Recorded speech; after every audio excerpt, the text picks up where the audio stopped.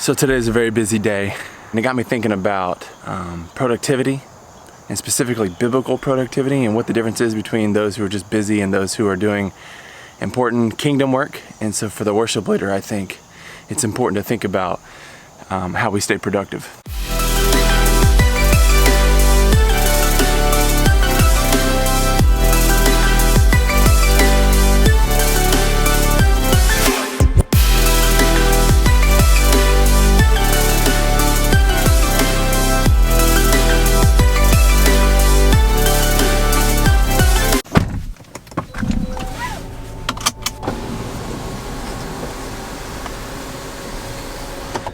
Today's a busy day.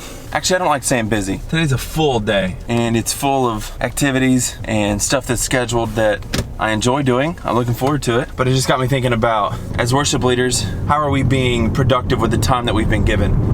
Everybody's been given a certain amount of time. For worship leaders, it's important that we steward our time well. The younger version of Jimmy was very not organized, not very productive. I never wrote anything down. I thought if it was important enough, I would just remember it. Turns out, that's not true. As I get older, it's become more evident to me that it is important to be consistent in my faith journey, be consistent with my walk with Christ. I do my best not to waste time. One is just planning time to plan time. What I mean by that is carving out time in your day, your week, even monthly to plan ahead. I'm on my way to Southeastern Seminary.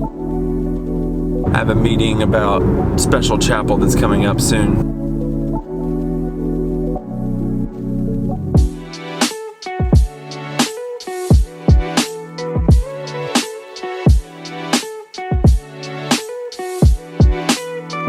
It should be fun.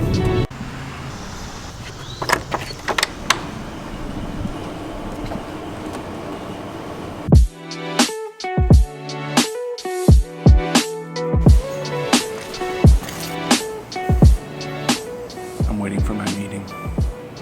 I'm a little early. That's what being productive is all about, being a little bit early. And so now I get to catch up on emails.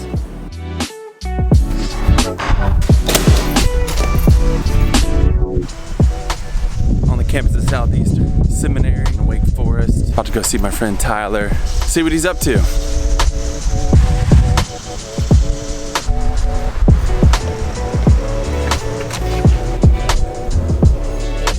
Are you interviewing people? Is this So tell me a little bit about yourself.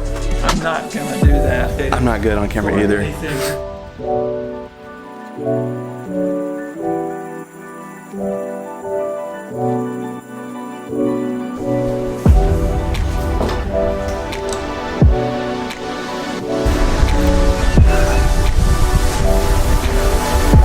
to find a way back to my car.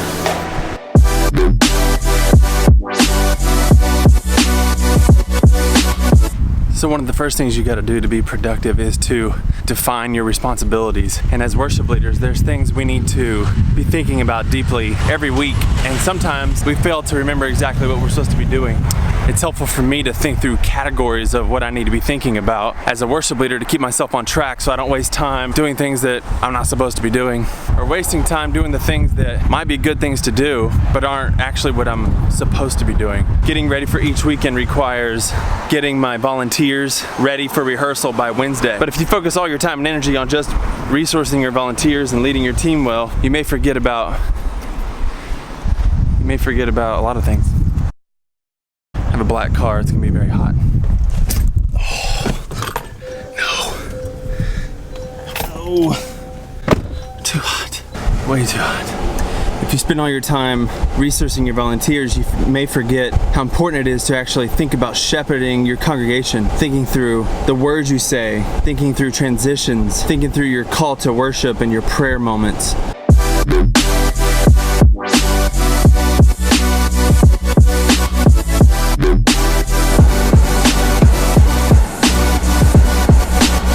So here in a bit, I'll get a reminder on my phone reminding me that I need to drive to lunch, which brings me to my next point. You need to write down, mark down on your calendar, whatever it is. I use Google Calendar, put down everything that I have to do that day so I can see, because I'm a very visual person, I can see blocks of time that I have to get stuff done. And so being very detailed about that helps me plan my day so I don't waste any time. And in that, I even include drive time. Sometimes you'll have 2-hour appointments next to each other and you have an hour scheduled for each, but you don't realize that one is in, for me, Wake Forest here at the school, and the next one is up in North Raleigh. It's a 20 to 25 minute drive. Making sure I include drive time. It sounds simple, it sounds easy, but sometimes we forget to plan these things and then we're late to the next meeting. And when we do this, it just shows that the person we're meeting, maybe they're not as important as the previous meeting, or that we don't care as much. As worship leaders, this is not something that's true about us, hopefully, and so we don't want to portray that we don't care or that their world is not as important.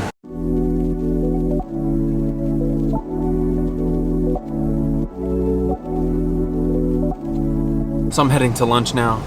I am starving. I did not eat a good breakfast. What did I have for breakfast? I did not have breakfast. I did not have breakfast. That's why I'm hungry.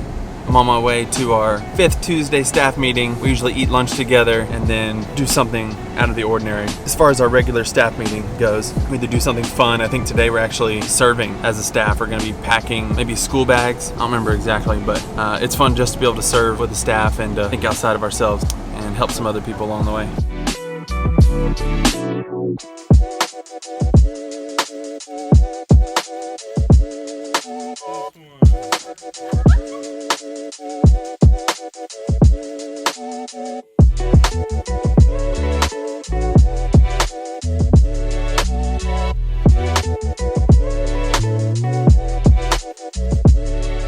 So it's the next day, went home, got ready for small group. We take off for the summer, so it's been a long break. It had been too long. So we had a pizza party last night and had everybody there. It was really great.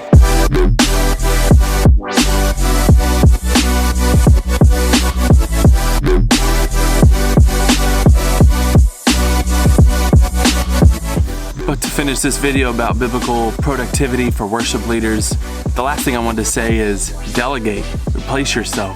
There should be someone in your life you're pouring into.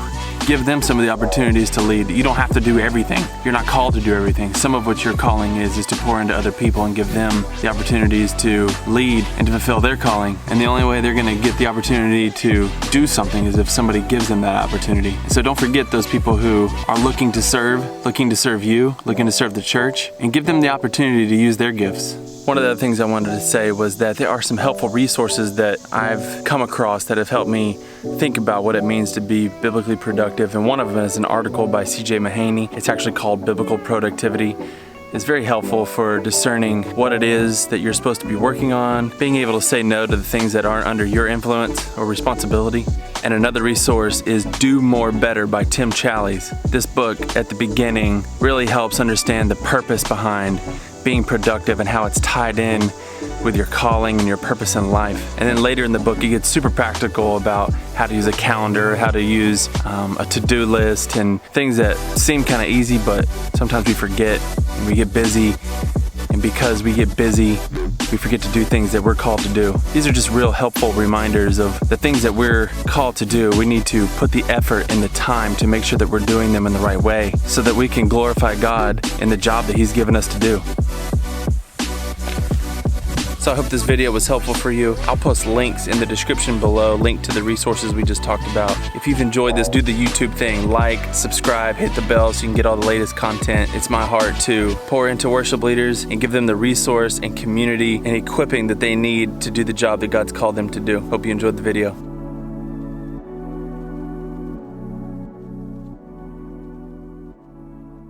Another little tip for being productive is using what is called a brain dump. Somewhere where you can just take brain dump.